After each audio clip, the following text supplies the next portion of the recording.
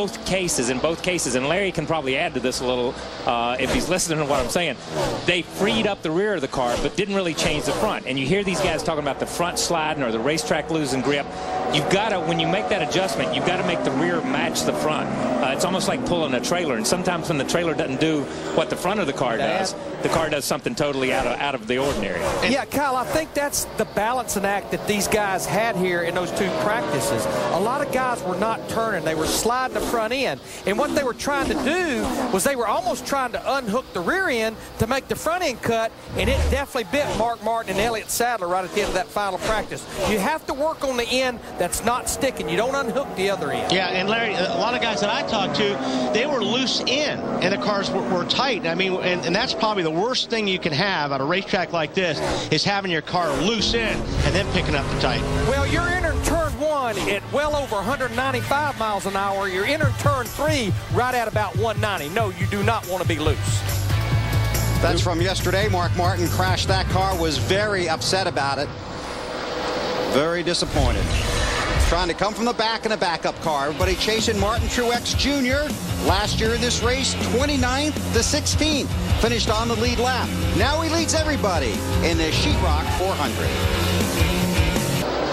Back just in time to see Jimmie Johnson make a move on Truex for the lead. Got it. Jimmie Johnson, the new leader at Chicagoland. Johnson has never won here, but has never finished worse than 6th in his 5 races at this track. And now he's out front.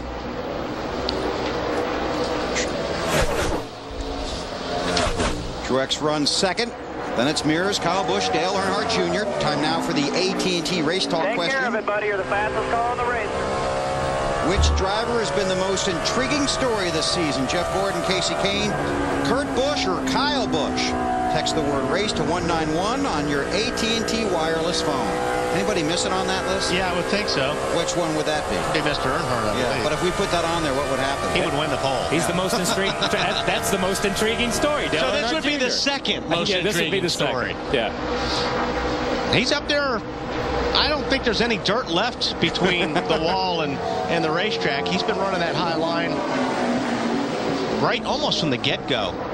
Yeah, you know, it was funny. He ran down the 17. He ran down the 17 and went around him. The 17 came back by him, and then he ran him down again. And these guys have swapped positions for the 3rd time in this race.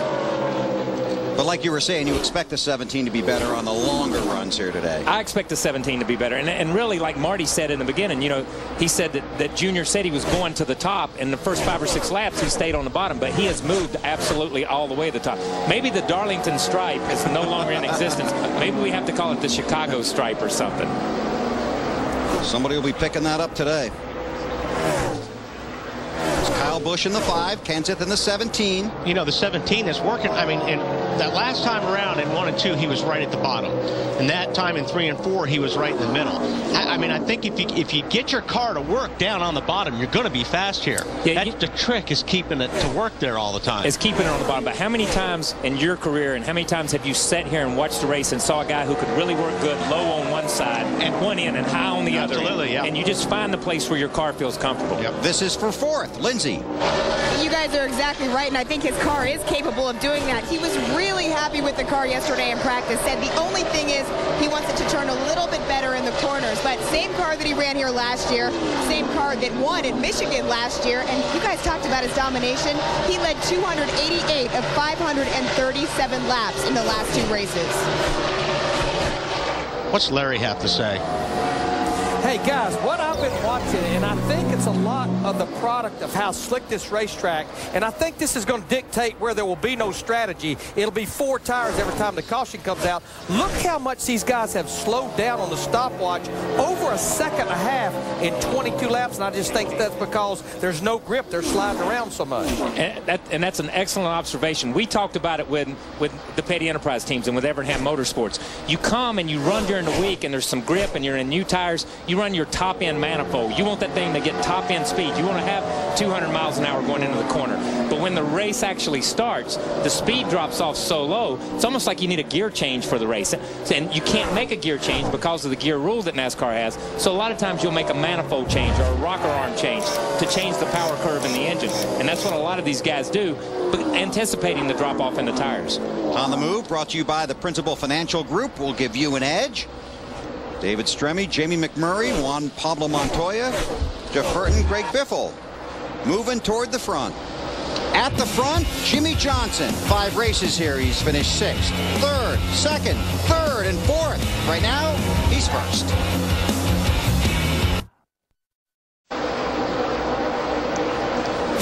TNT Sports live in Joliet, Illinois. NASCAR Nextel Cup racing from Chicagoland.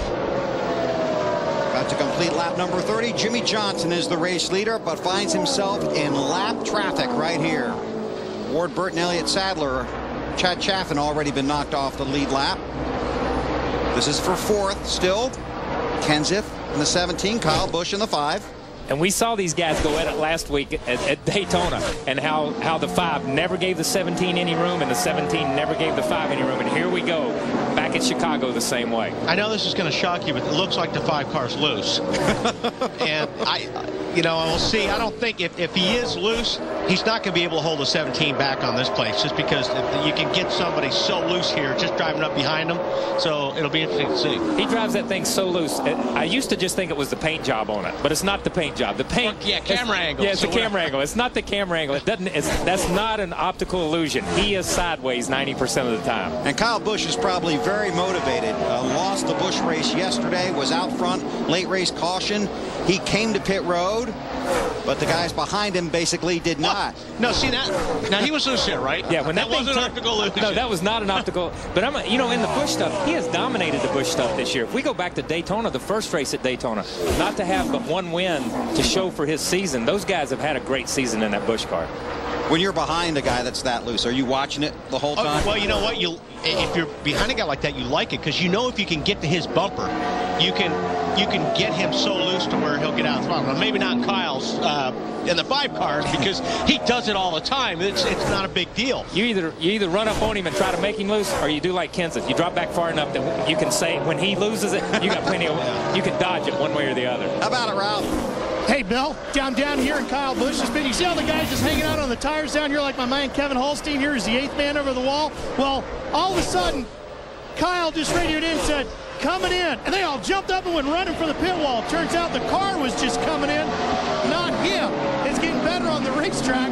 These guys got a rush of adrenaline, though. I've never seen Ralph move that fast. I haven't either. Well, when the check comes, he moves pretty fast. You got that right. Now if I could just get the check to come in. But let me say this. If that 5 car is just now coming in, I'd have hate to been in it when it was out in left field. I'm going to tell you. The first 34 laps, it was scary. Oh, my goodness. But Kyle is an incredibly talented driver, and he just drives the thing. No matter what it feels like or what it does, he gets up on the wheel and he goes with it. Did you follow the story in the papers this week about him and his teammates and whether or not he got help at Daytona and all that? Not really. Okay. No, I'm sorry. I try to step away from this sport at some point in time during the course of the week. Yeah, that's when the clubs come out. I know. That's exactly right. Johnson continues to lead. It's Joe Nemechek in the 13, about to go a lap down. David Reagan, Robbie Gordon have also been knocked off the lead lap. Just 35 laps in. Truex in 2nd. We check with Matt. And Martin Truex running in the 2nd position, Bill. His spotter, Joey Meyer. His biggest job today, he told me, is just letting Martin know where the other fast cars are running, because as we talk so much, everyone's running from the middle to the top and back down to the bottom depending on where they are in the run. Martin loves what they call the Darlington line, like Kyle Petty said, right up tight to the wall. And that's where Joey is telling Bono, so they can also factor in fuel mileage for later in the race. Exactly how high up the apron they're running. Right now he says the car a little on the free side. I know we sit here and we make a big deal out of these guys running all the way next to the wall. But when you come here on a Thursday afternoon or a Friday morning, that groove's not there. Right. Nobody runs up there. That develops as the weekend goes. They start on the bottom, they move up, they rubber in the bottom part of the racetrack, then they rubber up the center. Then they move to that point. And we saw it really come in during the Busch race yesterday. It wasn't even there during practice yesterday. So they're running in a place they've not been until today. Front board. Nice job with traffic here. Fast Pro car there, Truex, and it doesn't look like he's really fighting the wheel. I mean, he's kind of leaning on it, and that's what you see his elbows on the wheels for leverage. And if you could just crank that thing in and not go to the right, you can tell right there he's got a very good handling race car, just the way he's working that steering wheel. Yeah, he's going in, just letting it drift up next to the wall, still keeping a little bit of tension on the left, still a little tension, then lets it kind of come back off of it. This is a round racetrack. I know it looks like it has a straight line down the backstretch, but when you really look on the data and you can see him, he's constantly tugging to the left a little bit, even running down the backstretch. Truex runs second to Jimmy Johnson. 38 laps complete in the USG Sheetrock 400. NASCAR Nextel Cup Racing from Chicagoland is brought to you by Vitamin Water. It works for Casey Kane. By Sprint, NASCAR Nextel Cup fans get things done with Nextel. By Wendy's, where hamburgers are made to order straight from the grill, so they're hot and juicy right when you order them. Wendy's, that's right. And by the new F-Series Super Duty, built to work harder for you. David Rudiman off the pace. That looks like big blow-up smoke to me. Yeah, it does, and he's still in the gas with it, so it's still running. He's yet to cut it off. Johnson continues to lead, 45 laps complete. And he has knocked Sterling Marlin and Jeremy Mayfield, David Gilliland, Casey Kane off the lead lap now. 31 cars remaining on the lead lap. There's the car of Kurt Busch.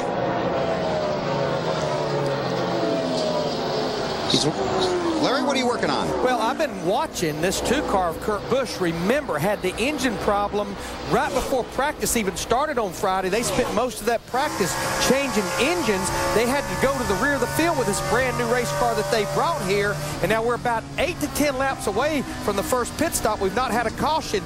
He started at the end of the field. He's already almost worked his way into the top 15. He needs a little bit, though, Marty, of a caution to get caught up because he's about 2/3 of a lap down now to leader Jimmy Johnson. Just had a conversation with Pat Tryson about that, Larry Mack. As you said, started 43rd, now in 17th. The car has been very good. One of the few cars down here with a loose condition, Kurt Busch is. Remember what we talked about, Larry Mack? They wanted to take 2 on the first stop, maybe none on the first stop, but 46 laps in, when they hit pit road here at about 4 or 5 laps, they've almost got to take 4 tires, don't they? Lindsay. That's exactly what Matt Kenseth is going to do. He actually was on the radio and said about 3 laps ago, my car went to junk. They gave him 4 tires. They're going to make a wedge adjustment because he's saying his car is just getting very, very tight on those long runs. Now you go to the 99 of Carl Edwards. Carl had been happy with the car, but he did say that they wanted them to add a half round of bite on that first stop because he was just a little bit loose. His car has just become drivable, Ralph. Well, the 26 of Jamie McMurray, last week's winner, is in for his pit stop. They take care of the service on the right side of the car. Larry Carter told me earlier today that basically the first 50 laps is where you get a good idea of how you're running, Matt. They start up through the field. And Martin Truex, who was running solidly in the top 3 most of this first run, hits pit road, says the car is just too snug, especially off turn 2. Besides an air pressure adjustment, they were talking about possibly making a chassis adjustment as well. Meanwhile, the 12 of Ryan Newman, one of those guys in the bubble zone trying to lock himself into the chase. His car started out way too loose. Significant air pressure change. They know it's going to be still free, but they're just trying to get a little more into that zone like Newman's looking for. His pit stop started on lap 48. There's Casey Mears pulling into his stall. Denny Hamlin also on pit road. Marty. Yeah, Denny's hung around the top 10, about 11th for most of this run. His car is tight, especially in the bottom of 3 and 4, and tight on initial throttle. But what happens on the exit of the corner, the car snaps loose a little bit. They're going to go up on the track bar, half a round of wedge out as well, Matt. Our pole sitter Casey Mears making his way to his pit box. His car, most of that run was really free. Meanwhile, the 48 of Jimmy Johnson pulling into his box as well, looking for a track bar and air pressure change on this 48, Marty. Well, Matt, as we mentioned, Kurt Busch with the terrific run from the back to the front of the field. His car was a little bit loose. All they did, 1 air pressure adjustment on the 2 car. If they can get the track position, they have a car that could finish in the top 5 today, Bill. Thanks, Marty. A lot of traffic getting off of pit road. Matt? Jeff Gordon says his car was like a dirt track car in final practice. Thought they made some adjustments and fixed that. Now he says it's just way too much to the extreme, the tight side. Big air pressure change to try to fix that as well. On board with Gordon. So he gets back up to speed. Now this is on board with Dale Earnhardt Jr. And this was a moment ago.